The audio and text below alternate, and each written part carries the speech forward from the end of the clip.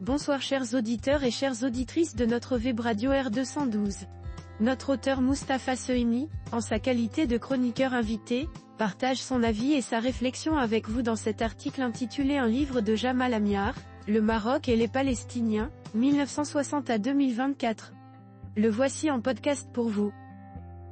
Mustapha Sohimi introduit son propos en rappelant que Jamal Amyar, dans un nouveau livre, témoigne de cette relation historique ainsi.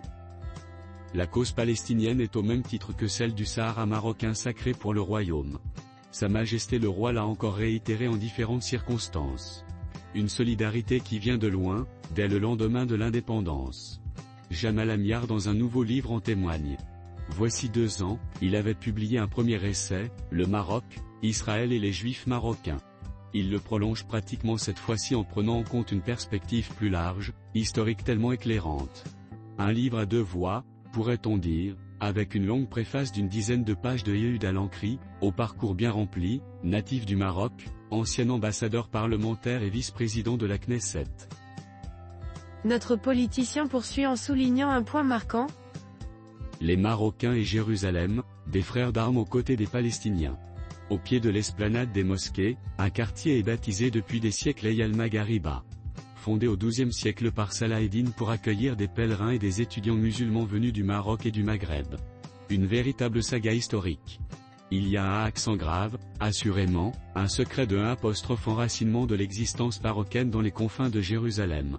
Avec 1 indépendance recouvrée, le Maroc va de nouveau se positionner en faveur de la Palestine, un cœur battant, toujours aussi enfiévré aujourd'hui.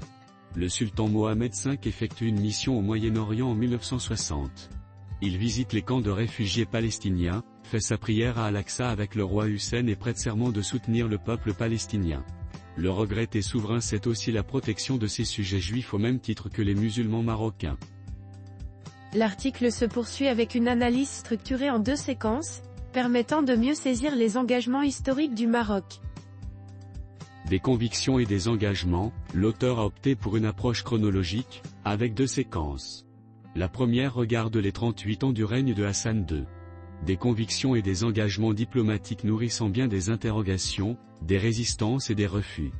Dans un monde arabe passablement éruptif avec le nasserisme et d'autres mouvances, Hassan II sera infatigable dans la recherche de la voie de la paix. La négociation sera le credo de la diplomatie du Maroc. Il multiplie les contacts informels avec les protagonistes du conflit proche-oriental et leurs tuteurs, puis en 1986, à Ifrane, avec Shimon Peres.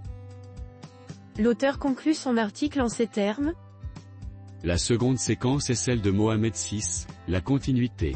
Avec ses multiples formes de déclinaison, aide alimentaire et médicale, Bemal al-Qod, sans oublier tant de prises de position pour la préservation du statut d'al-Qod et l'instauration de 2 États. Jamal Amyar décrit et raconte. Il livre des faits inédits et nous offre un précieux matériau. Par-delà la solidarité agissante du Maroc, de quoi aider à une meilleure appréhension de la question palestinienne. Chers auditeurs de la web radio R212, merci d'avoir été à l'écoute de ce podcast, et de partager avec nous ce moment d'échange et de découverte. Votre présence et votre fidélité sont notre plus belle récompense.